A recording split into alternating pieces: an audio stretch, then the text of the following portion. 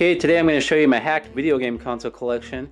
And first I'm going to go through all the different consoles and what the hacks are. And then I'm going to go ahead and turn them on and show you that they are modded, each one of them individually. And I'm going to start with oldest to newest. First on the list is the Sega Saturn. On this one I have the Sega Saturn hack. And that's a hack that hacks this action replay card and it allows it to play backups on your Sega Saturn. And for the Sega Saturn hack, be sure to check out my link down below how to do it. Next on the list is the Sega Dreamcast. There's really not any modding involved to play backups on the Dreamcast.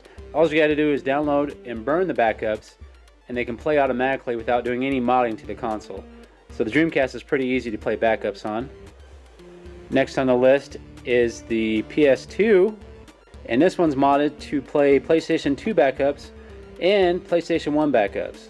To play the PlayStation 1 backups, I modded the console here and made a lid that opens with the hinge to where I can load the games from inside here without opening the tray. And that tricks into thinking that the tray never opens and you're able to load PlayStation 1 games that way. And the hack that I did for the PlayStation 2 here is with using a memory card, and that's how we hack the software to trick it to play backups. Next on the list is the Xbox 360, and this has been flashed with new software to allow it to play backups. And what I had to do is I actually had to take the Xbox apart, take the CD-ROM drive out, or the DVD-ROM drive out, and reflash that with different software that would allow it to play backups. There's a lot of people that get their consoles banned after modding them. I've been lucky enough where this console never got banned, even though it is hacked software. And this is another Xbox 360, and this one's been modified to hook up to a computer via a SATA cable here. And what I do with this one is I load an original Xbox 360 game, and my computer is able to rip the game and make a backup copy. So this is just used for ripping games only. Okay, next on the list is going to be the Wii.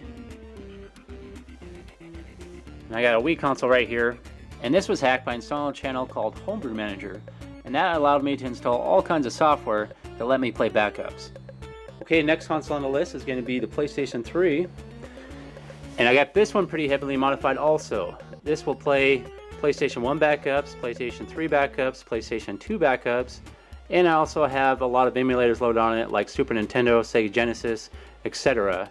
And on this one I actually changed the internal hard drive to a 500GB hard drive, and all the backups are stored on the 500GB hard drive, so it's easy to access them. I don't ever have to change a disk. Everything's already on the hard drive. And this was hacked via an exploit that GeoHot discovered. He's a hacker. He discovered a backdoor entrance to install custom firmware. So this has custom firmware on it that allows me to play the backups and install other programs that you normally wouldn't be able to do on the original firmware.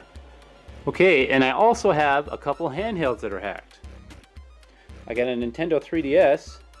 And the way this one is hacked, it uses what looks like a game, but what this is a game that has software that allows you to play backups for Nintendo DS. And it has a memory card right here that's removable, that you can load games and ROMs on that, such as Nintendo, Sega Genesis, or your Nintendo DS ROMs. And last on the list is the Sony Psp. I was able to hack this by hacking a battery, just a stock Sony battery for the PSP.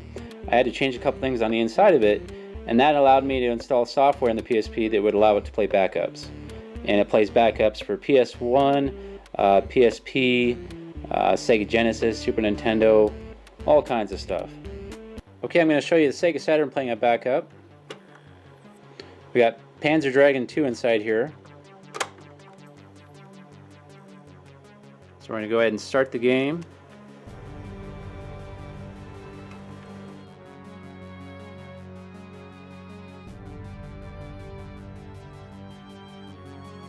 We're going to play a backup on the Dreamcast now. This is Marvel vs. Capcom 2, burned to a CDR. So once we see the Sega screen, we know it's working. This one right here. Now you know the game's going to load.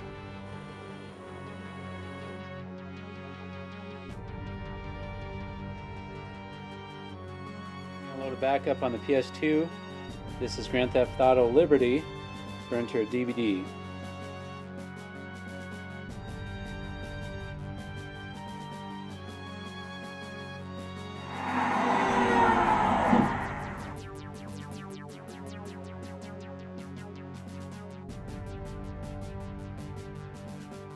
Here's a look at the menu of my PS2. It's got the free McBoot hack on it, and there's a couple options of loading games. I can load those either through the DVD backups, or I can load those through a hard drive or a USB flash drive.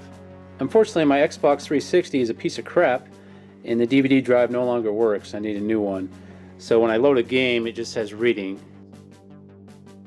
I can't show you this one working because it's a piece of crap. Sorry guys. Alright, we got the Wii here. I'm going to load a backup in it. This is Mortal Kombat. I don't remember which one it is. I think it's Armageddon. Let's go ahead and load that.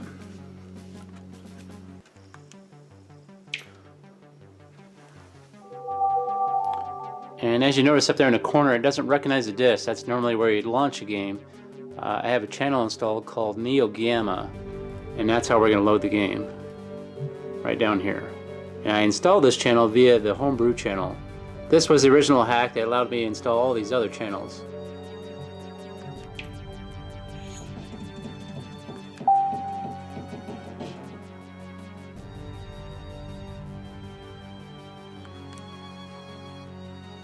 So we're going to just launch it from DVD there.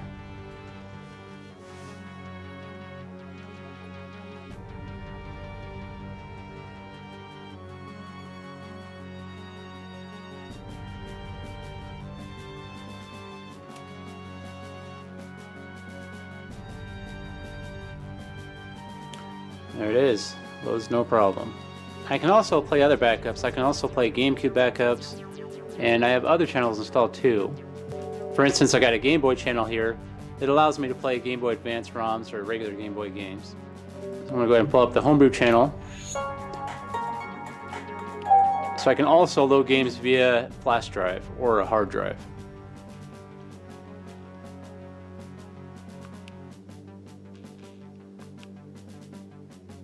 So I got Mario Party 9 up here, I got a GameCube game, Tie, and I got a Super Mario Brothers game that's modded. This is a modified version of the new Super Mario Brothers called the Next Levels. Alright, here's the PS3, and I'm going to load some backups, and I have all the backups saved on a hard drive, and I'm able to play those on an app called Multiman. So here's the PS3 menu. I have an app called Multiman, and that's where I'm able to load all the games.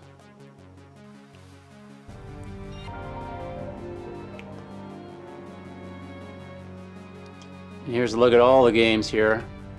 They're all saved to the hard drive, and all I gotta do is click on one to play it. Let's try Soul Calibur 2. Take you to the main menu, and then you'll have to go up and load the game. So right now I'm sorry.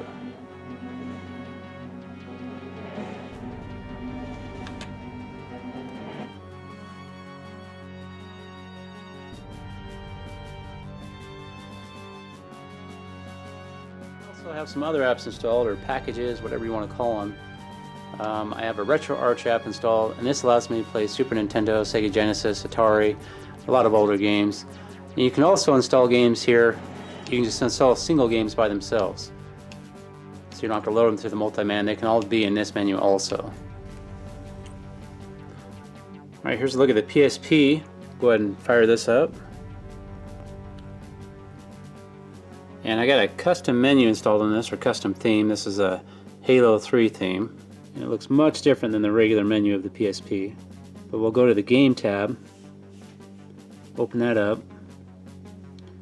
And we got all kinds of games installed here. They're already on a memory card. So we got some PlayStation 1 games installed, some PSP games installed, Grand Theft Auto, that's a good one, Rainbow Six is another good one, and I also have some emulators installed. I got a Super Nintendo emulator and a Sega Genesis emulator. So let's go ahead and load that.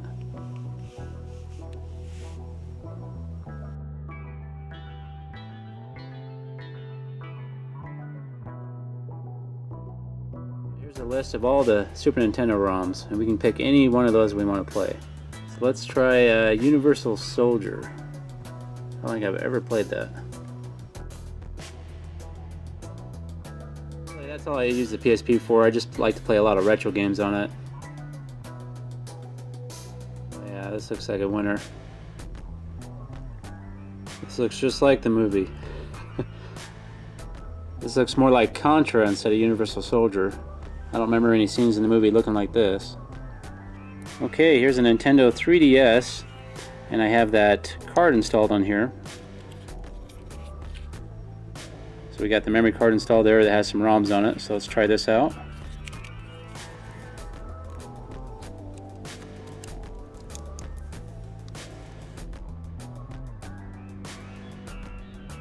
So here's a look at the menu of the 3DS, and oddly the game pulls up labeled as SpongeBob. I guess that was a way they were able to exploit it with a SpongeBob game. So we're going to go ahead and load that. Now once the menu is open, it's going to give us a couple options. One is the load DS ROMs, one is for Nintendo games, one is for Super Nintendo games, another one's for Game Boy games, another one's for Sega games. So all these ROMs you can install on here and play them on your Nintendo 3DS. So there's a lot of different emulators on here, PC Engine, Neo, Atari, so all these different ROMs you can load onto here and play them on your DS. So we'll go back to the beginning here and load the DS ROMs. So I'm going to load the SD card. I'm going to go down to DS games. And we got all these DS games that are on the memory card stored. Let's go ahead and load this one.